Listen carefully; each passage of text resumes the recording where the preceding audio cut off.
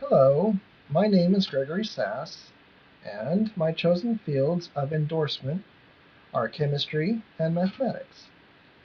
Knowledge for me is a combination of hard or verifiable knowledge and applied or experienced knowledge, which would place me in quadrant C in the graph included in the metaphor presentation. To me, math and science unapplied is just regurgitation of what one has learned from a book or lecture and never leads to solving a real problem because it doesn't quite fit the model from the material. Pure theory can only operate within pure environments and can never be proven, only disproven.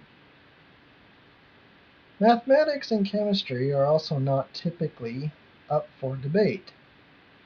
In our world, there's no such thing as 100% pure.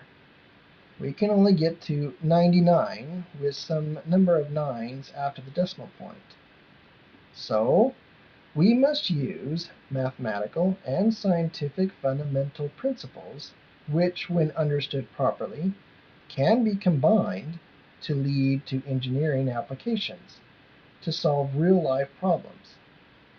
The number one thing I would teach as a senior engineer to junior engineers was to first bound the problem by going out onto the production floor and putting our eyes on the problem to know what we were dealing with by personal observation.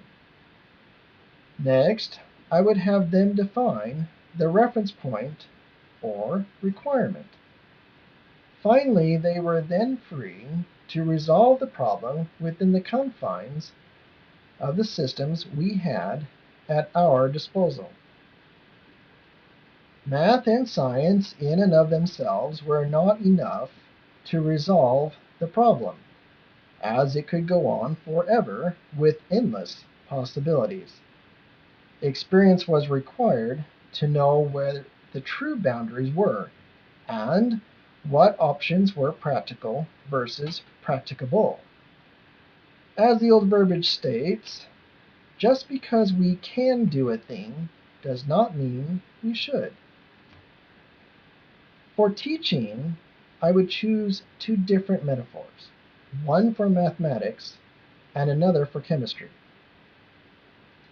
For mathematics, I find it more practical to teach by telling and controlling, which means the teacher needs to show students what and how they must learn. Mathematics builds on foundational blocks or principles that can then be built upon and applied to various scenarios. This, however, does not mean rote memorization will lead to success, because it actually leads to knowing only how to solve certain kinds of problems. The principles, when applied, require creativity in knowing which method is the best to use for each circumstance encountered. This is one reason why my college professor for Math 112 taught us calculus without allowing us the use of calculators, and had us write our own calculus book. For chemistry, on the other hand, experience is the best teacher. Theory can be great to predict outcomes, but it is all for naught when your sample is contaminated. There is great satisfaction in observing and learning through experimentation. Then comes the challenge of trying to capture all the variables that could cause a different outcome and prevent them as much as possible. It is also very rewarding when you get to that all-important unknown and run through all the tests, only to find out that your source was contaminated, as evidenced by none of the tests yielding conclusive results. I'll never forget the look on the TA's face when my sample ended up with a brown and green speckled precipitate instead of the expected white precipitate of silver chloride. Nor when I ended up with an IR that had overlapping peaks that no one could figure out as to why or even guess what the unknown could be. The satisfaction came in knowing that sometimes the right answer does not always have to be immediately discernible. This gives drive behind true scientific discovery. My metaphor for literacy is adaptation, because math and chemistry are foundations for understanding life.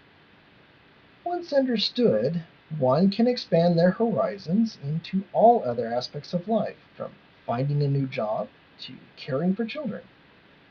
Math gives the foundation to understand statistics and markets, which allows one to invest wisely, while science allows one to understand why it is that girls really are harder to raise than boys, and that no two children are alike in how they think, react, and learn.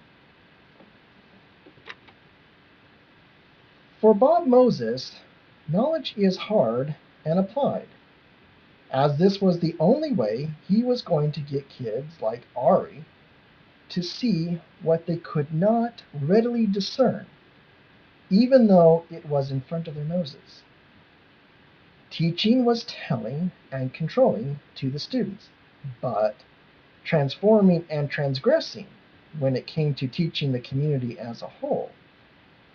Ari had to learn how many and which way, or there would be no sense in moving on.